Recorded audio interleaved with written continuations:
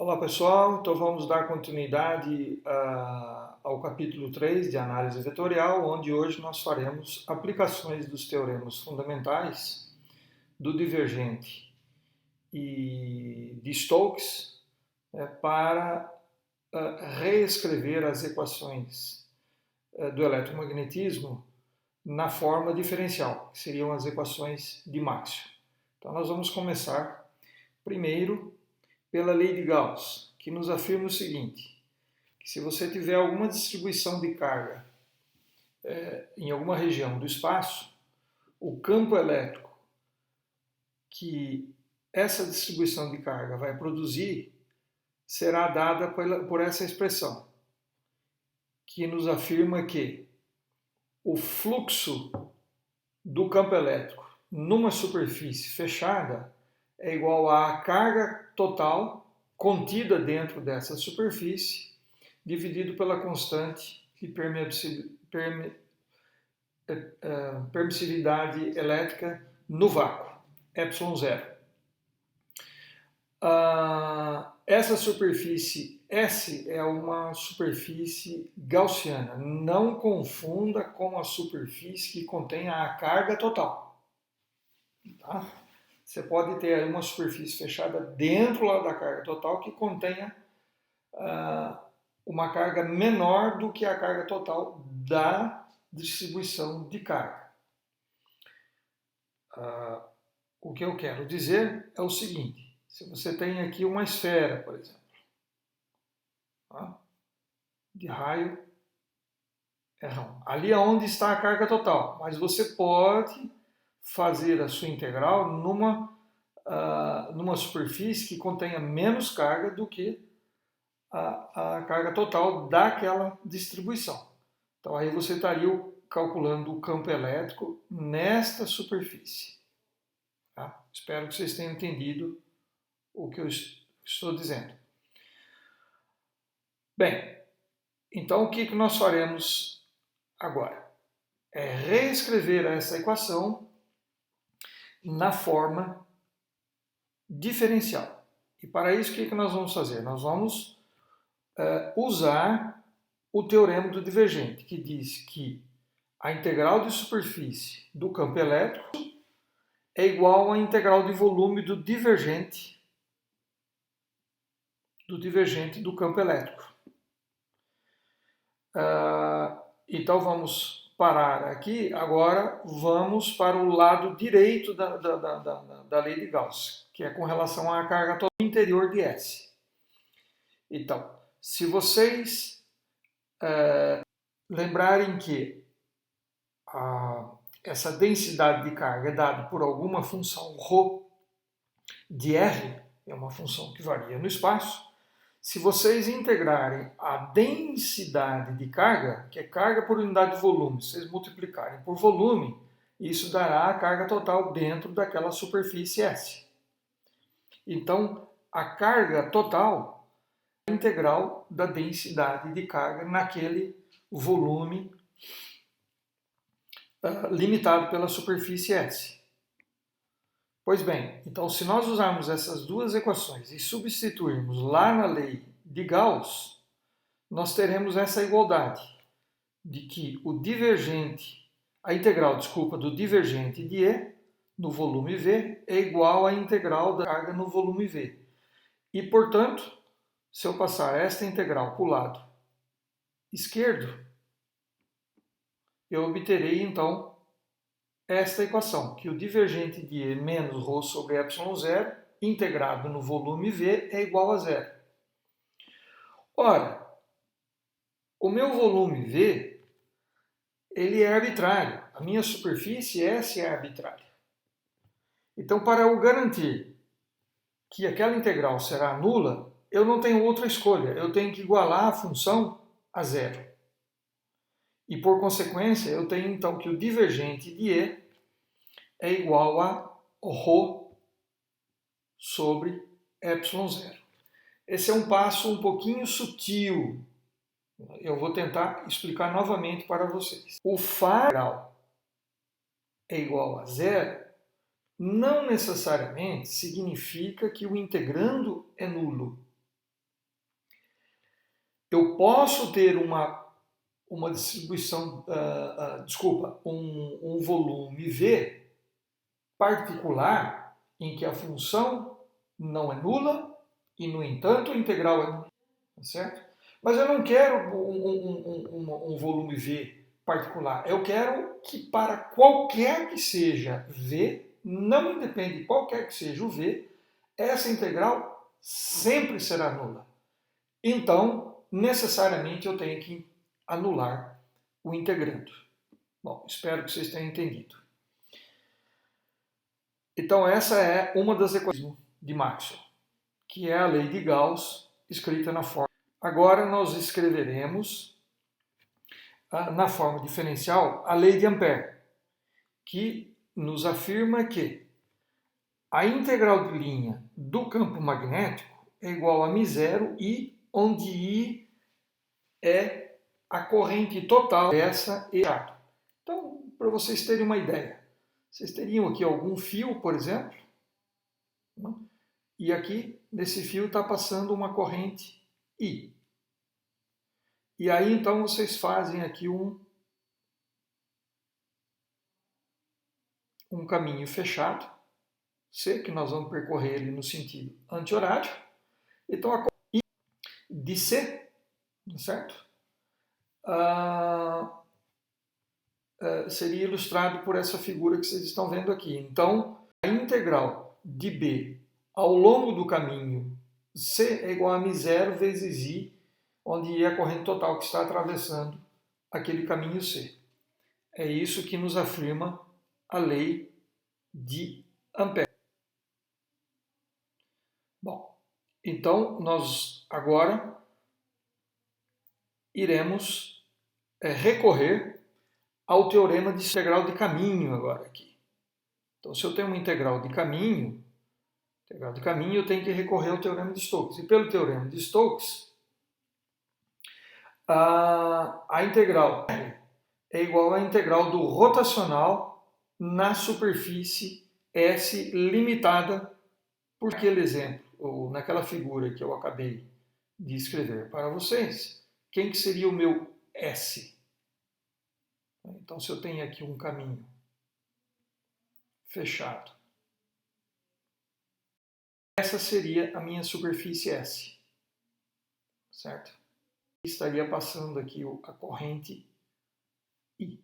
Então, eu vou pegar toda essa superfície S e vou integrar o campo, o rotacional deste campo, através dessa superfície S. Então, no caso aí, que eu estou exemplificando para vocês, seria... Muito bem. Por outro lado, a corrente total, que é o que aparece do lado lá da lei de Ampère, é igual à integral da densidade de corrente. Vocês devem ter aprendido lá em Física 3, que existe um vetor J que aponta na mesma direção em corrente. Pegar o produto escalar dele com o vetor normal à superfície. Então, se você tem aqui, você pega uma seção reta lá do seu fio. Você pega uma seção reta assim, aqui. E aí você pega um vetor normal N, e aí você faz o produto vetorial, o produto escalar, o J, em todos os pontos.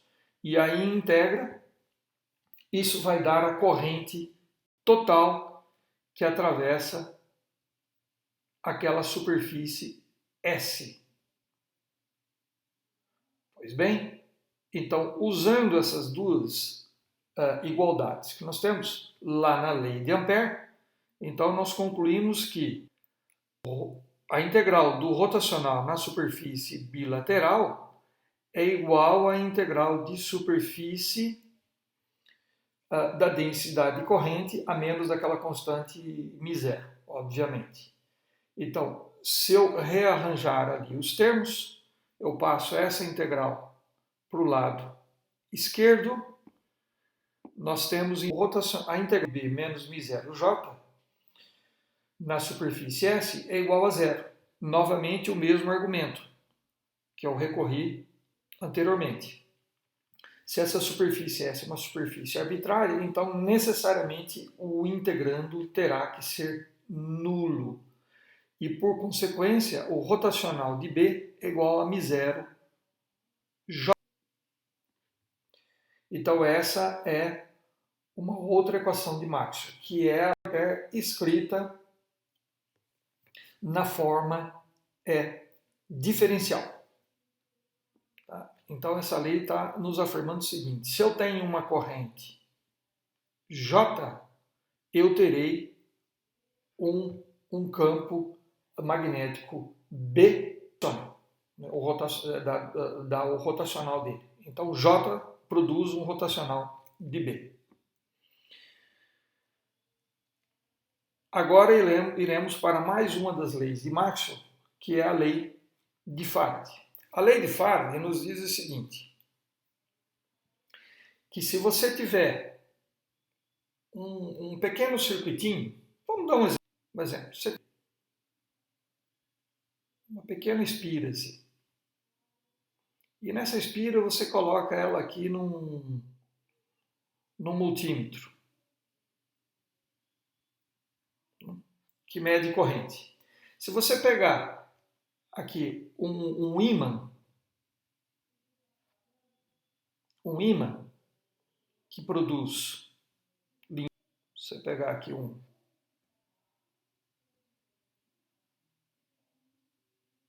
ímã que produz linhas de campo,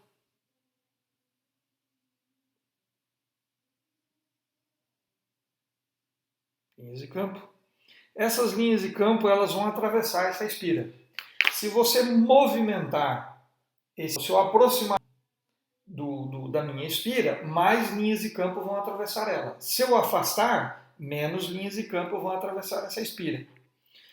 Então, isso produz uma variação do fluxo do campo magnético através dessa espira.